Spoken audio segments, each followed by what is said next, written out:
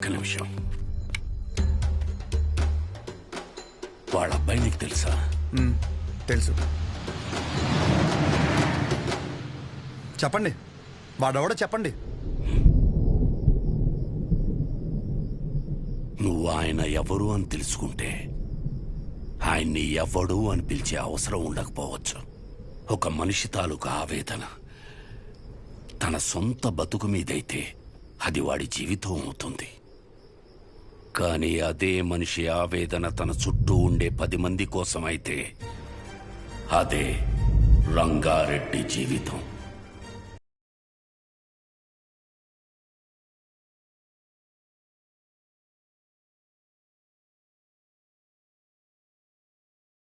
చూపు ఎదుటోడు ఎంత తోడైనా సరే ఎదురెళ్లే మనిషి, 10 మంది బాగు కోసం బతికిన మనిషి.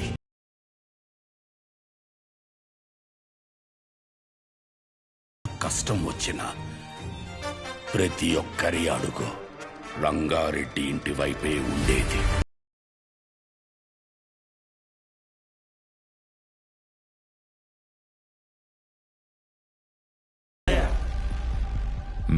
గుర్రం సెంటర్లోని షాపులు ఖాళీ చేయమంటున్నారయ్యా. ఈ విషయం నాకెందుకు చెప్తున్నారు? ప్రతిదానికి నాకేంటి సంబంధం? నేను చేయలేను. కావాలంటే కోర్టుకెళ్ళండి. మా గురించి మీరే మాట్లాడాలయ్యా. కష్టం, నేనేం చేయలేను. ఇబ్బంది పెట్టకండి, బయలుదేరండి. అయ్యా షాపులే మాకు ఆధారం అయ్యా. అయ్యగారిని నమ్ముకుని వచ్చాం కదరా.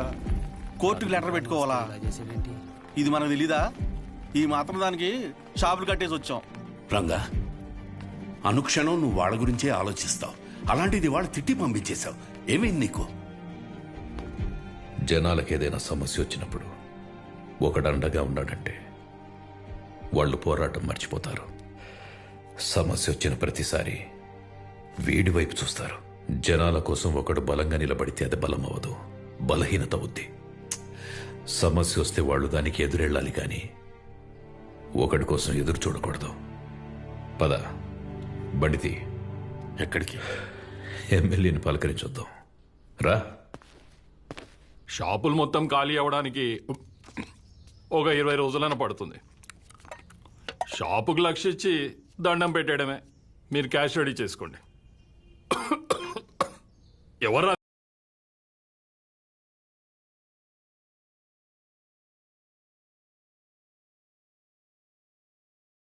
ఏంటి గురు, నువ్వు ఈ పొగని తట్టుకోలేకపోతున్నావు? కానీ నువ్వు ఊరి మధ్యలో ఫ్యాక్టరీ పెడితే రోజు జనం ఆ పొగని ఎలా తట్టుకుంటారు? రంగారెడ్డి, దయచేసి నువ్వు దీంట్లో తలదూర్చుకో. నీకేం కావాలో అది తీసుకో. నువ్వులే. కావాలంటే జెడ్పీ చైర్మన్ కుర్చీ తీసుకో.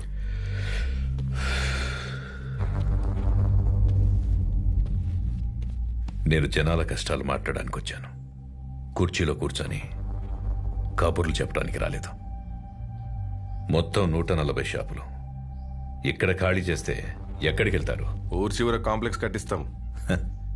ఊరి చివర అంటే ఇప్పుడు మెడికల్ ఎమర్జెన్సీలో మందులు కావాలంటే అంత దూరం పరిగెట్టాలా? కాంప్లెక్స్ కట్టేంత వరకు జనాల వ్యాపార పరిస్థితి ఏంటి? ఏదో ఒకటి చేసుకుంటారు. వివరంగా ఒక మాట చెప్తాను విను. ఆ గుర్రం సెంటర్లో షాపుల జోలికి రాకు, వాళ్ళ పొట్ట కొట్టకు, ఫ్యాక్టరీ పెట్టి జనాన్ని కష్టపెట్టకు. దయచేసి వదిలేయండి.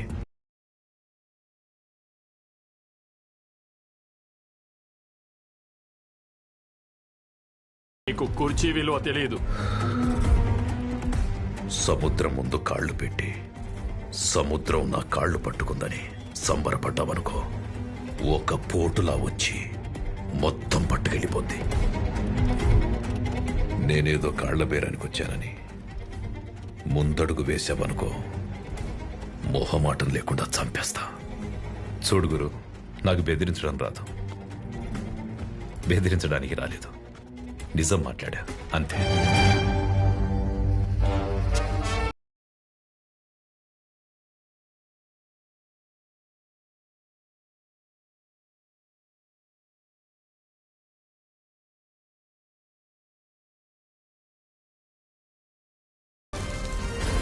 అన్నా జనాలందరూ కోర్టుకు వెళ్తారంట. ఫ్యాక్టరీ ప్లాన్ లేదని జనాలకు చెప్పే అన్న.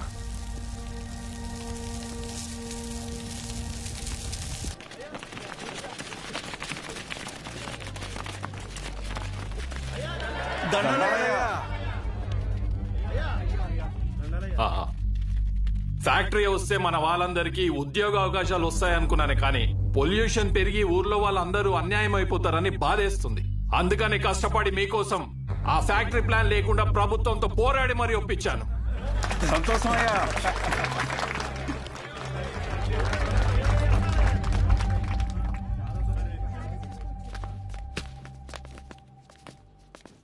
$25 కోట్లు కమిషన్ ఇస్తానన్నాడ్రా. 4 ఎలక్షన్లకి సరిపడే డబ్బు. ఈ నా కొడుకు ఊర్లో ఉంటే ప్రతి దాంట్లో ఏలు పెడుతూనే ఉంటాడు. వీడి చేసేది స్లోగా జనాలకు తెలిస్తే ఆపడం కష్టం. ఏదో ఒకటి చేసి వీడిని ఆపాలి. సరే అన్న. వాణ్ణి ఏదో ఒకటి చేశాక అప్పుడు తిప్పు. అప్పటి వరకు మీస మీద చెయ్యేస్తే నరికేస్తా. ఈ ఆనందంలో అమ్మవారికి నైవేద్యం పెట్టుకుంటున్నాం, మీరు తప్పకుండా రావాలయ్యా. తప్పకుండా. సంతోషమయ్యా. నమస్తే నమస్తే అయ్యా. Happy birthday to you. Happy birthday. మీ నాన్నగారు నీకేం గిఫ్ట్ తీసుకొచ్చారు చూడు. అరే అరే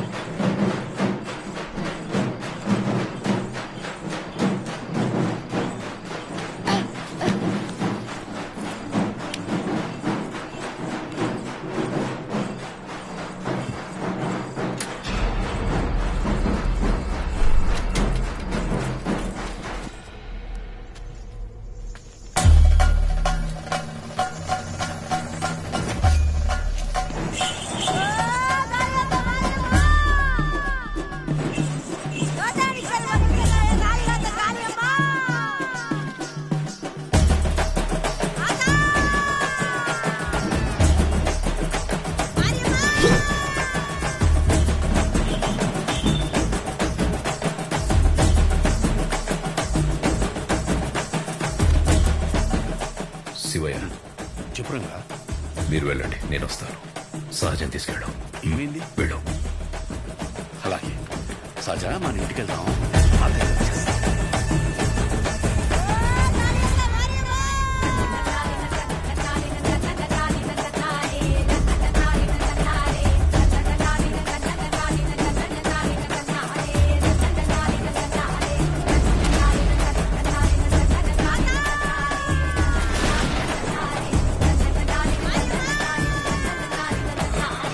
మోహమాట పడకండి, రండి.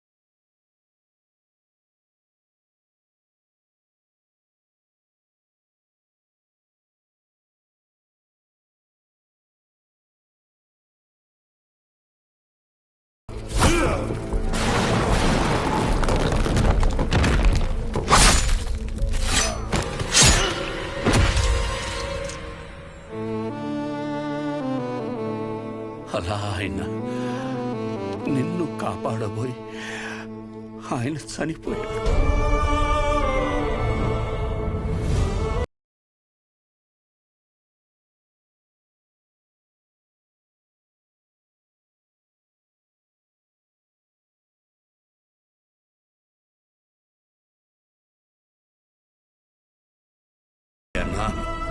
వాళ్ళ జీవితాల్లో వెలుగు నింపాలనుకున్న మనిషి అస్తమిస్తే అంతవరకు ఆయన చేసిన మంచినంతా మర్చిపోయి అతని చావుని మాత్రం రంగబలిగా గుర్తుపెట్టుకున్నారు.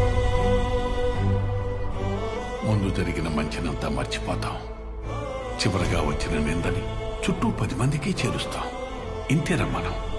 రంగారెడ్డిని చంపిన మనిషిని ఎమ్మెల్యేని చేశారు. ఇప్పుడు ఆయన కొడుకును కూడా ఎమ్మెల్యేని చేశారు ఈ జనాలు. ఆయన వల్ల బతికిన వాళ్ళకు కూడా కనీసం ఆయన ఎలాంటి వాడో కూడా తెలియదు.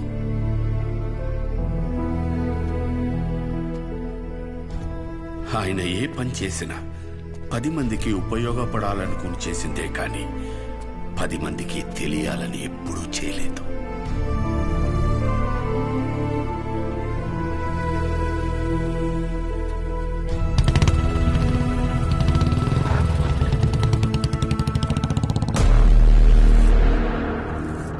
ఏంట్రా బాబు, వీడు ఈ టైం రిటర్న్ వచ్చేస్తున్నాడు.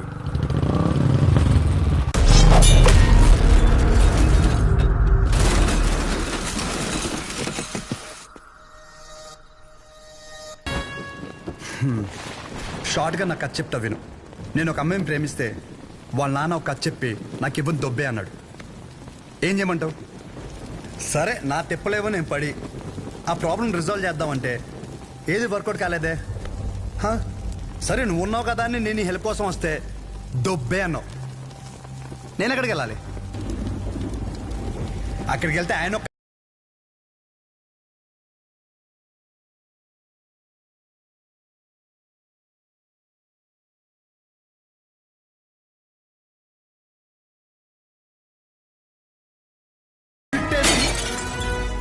నీకు విషయం చెప్తున్నా విను.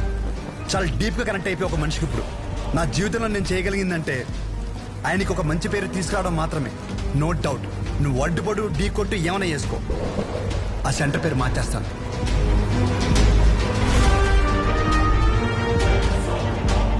ఈ రోజు నుండి నేను నిన్ను అన్నాను పిలవను.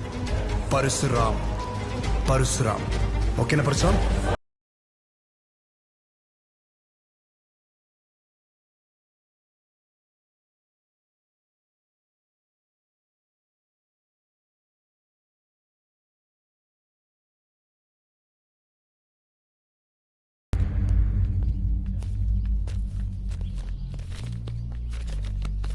నమస్కారం అయ్యా. షోగడ్ ఏదో పెద్ద ప్లాన్లో ఉన్నాడు అనుకుంటానండి. ఊరంతా పిలిచి మీటింగ్ ఎడుతున్నాడంట. అసలే ఎలక్షన్స్ వస్తున్నాయి కదండి, ఏం పెంటాడతాడేమో అని భయంగా ఉంది. ఏం చేయమంటారు? ఏదోటి చేసి ఆపాలండి అండి. ఈడు మామూలు కాదు. వద్దన్నా తీసుకొచ్చావు. ఇది జరిగే పని కాదు. ఎందుకంటే మంచి వినే ఓపిక ఎప్పుడో చచ్చిపోయింది ఈ జనాలకి. షోగడ్ మొత్తం ఈ ప్రోగ్రామ్ అంతా కవర్ చేయమన్నాడు. ఇంతకీ ఏ ప్రోగ్రామ్? నువ్వు మిడ్ నైట్ వేసే ప్రోగ్రామ్ లాంటిది కదా, జనాలకు ఉపయోగపడితే మంచిదే. కూర్చోరా. అర్థమైందా? మంచి ప్రోగ్రామా? ఈ రోజులు ఎవడు చూస్తాడు? నా సిటీ కేబుల్ రేటింగ్ పడిపోద్ది. నాకు వేరే పని ఉంది, వెళ్తా. రే రే రే రే ఊడమ్మా, ఏదో రోజు ఈ ప్రోగ్రామ్ వేసాలి సిటీ కేబుల్లో. ఇప్పుడు మీ ముందుకి ఒక వ్యక్తి చేసిన మంచి పనుల గురించి చెప్పడానికి వచ్చాం. రండి. రే రే రే ఎక్కడ పోతున్నారా? నేను దాకా బాగున్నాడు కదరా, మంచి గిచ్చి అంటే మీ గురించే కదా చెప్తున్నాడు. 10 నిమిషాలు ప్రోగ్రామ్ అయిపోద్ది. పనికి లేదనుకుంటున్నాడు. అందరికీ నమస్కారం. 22 సంవత్సరాల క్రితం జరిగిన ఒక సంఘటన గురించి చెప్పబోతున్నాను. ఒక వ్యక్తి గురించి చెప్పబోతున్నాను. అతని పేరు రంగారెడ్డి.